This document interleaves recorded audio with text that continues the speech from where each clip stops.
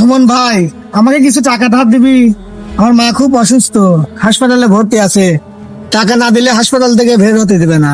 ভাই, তোকে তো আমি টাকা দিতামই, কিন্তু তুই তো এই ফকিন্নির সাথে থাকিস, এর জন্য তোকে আমি টাকা পয়সা দিতে পারবো না।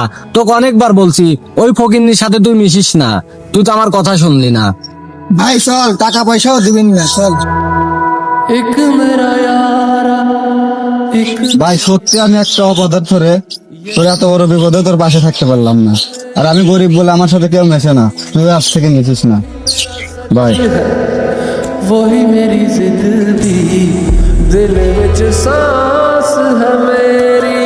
এই নাইম, তোর বন্ধুর বলে টাকা লাগবে। হ্যাঁ লাগবে তো। দুইটা শর্তে তোর বন্ধুর জন্য টাকা দিতে পারি। প্রথম শর্ত, আমার বন্ধুর হাতের একটা চর খেতে হবে। আর দ্বিতীয় শর্ত, তোর বন্ধুর সাথে সারা জীবনের জন্য সম্পর্ক নষ্ট করে দিতে হবে। ঠিক আছে ভাই, আমি রাজি। সত্যি বন্ধু, তোদের ভালোবাসা দেখে আমরা হেরে গেলাম। বন্ধু, টাকাটা দিয়ে দেও। নে, তোর বন্ধুকে দিয়ে দিস, তোর বন্ধুর মায়ের চিকিৎসা হয়ে যাও।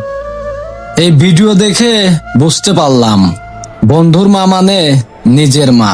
কি বলো বন্ধুরা?